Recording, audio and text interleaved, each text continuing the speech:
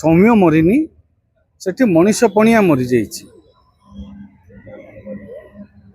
जदि सौम्यर किछि भी भूल थिला, जदि सौम्य विरुद्ध रे कोनोसी एलिगेशन थिला, सेठी जनसाधारण को दायित्व थिला, सेठी उपस्थित जनतांकर दायित्व थिला ताकू सेठी पुलिस जिम्मा दबा। किंतु जो भली भाव रे आक्रमण करागला आ पुलिस आसिक पुलिस उपस्थित से आक्रमण जोर होउची, जो भली भाव उठेकरी नहीं जाऊँगी बांधिक जन को टेकिकी बसईक पीसीआर भ्यान रे भी निया जाई पारि थांता, किंतु ताकू जो भली भाव अमानवीय भाव गोटे बांधी दो गोटे बल्हारे पुरे जो भली भाव निया जाउची, एटा निहाती भाव मानविकतार मृत्यु सेठी हेइची। आ सेठी उपस्थित पुलिस थिले जोटा परवर्ती पर्यायर पुलिस कार्यानुष्ठान रु मध्य स्पष्ट हो जाउची। कारण देखंतु पुलिस तदंत कौन कला को दिगरे गला बोध हुए से संतुष्ट ही नाहंती राज्य सरकार।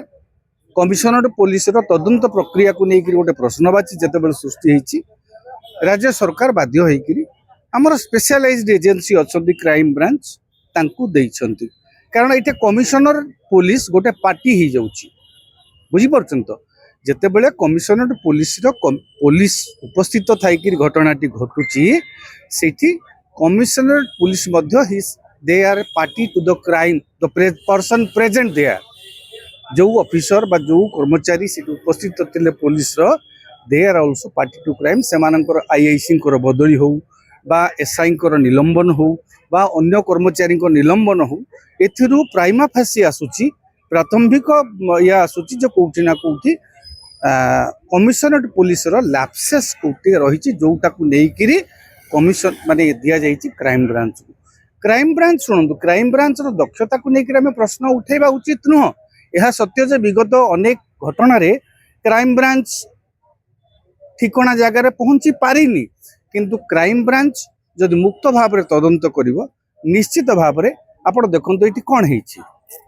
सौम्य जदि दायी थिले, सौम्य को दंड दबार थिला, सौम्य वर्तमान मृत, एवं न्याय किए पाइबो?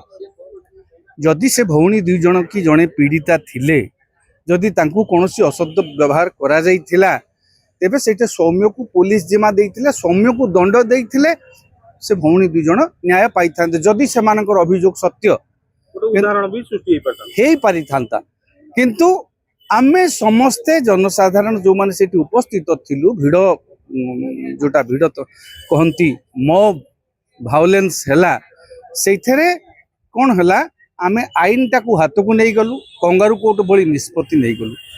अदालत दंड देबे, पुलिस दफा लगेइबो, किंतु आमे सेठी दफा लगेइदेलु, सेठी मृत्युदंड देइदेलु।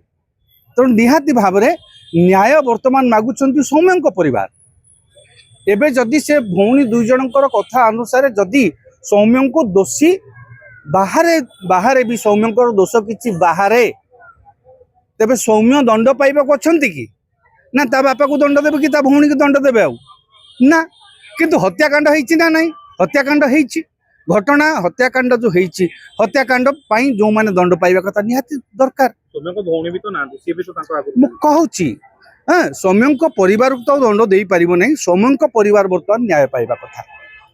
जदि सौम्य जीवित थांते ए घटनार तदंत होई थांता, जदि से भौणी मानकर अभियोग आधार किसी सत्यता परिप्रकाश होई थांता, तेबे सौम्य दंड पाइबा को हकदार होई थांते, भौणी जन को न्याय पाई थांते। किंतु जो हिसाब निकास घटना स्थल रे हेई गला, सेथरा सौम्यंकर आउ किए न्याय केवल पाइबा को पाइबे केवल सौम्यंक परिवार, तांकर माँ हो बा बापा हो जी से माने न्याय पाइबे। एबे क्राइम ब्रांच से दिगटी को तदंत दिग कौन आज्ञा स्पष्ट दिवालोक मर्डर होती, जो माने अभियुक्त से गिरफ करा जाइछि, किछि लोकन को गिरफ करा जाइछि, किंतु आहुरी किछि लोक मध्य सहित संपुक्त अछंती। कैमेरा को चिन्हट करी सीसीटीवी फुटेज बा हो बा कैमेरार चित्र हो ताकू चिन्हट करी समस्त को दंड विधान करिवार आवश्यकता अछि।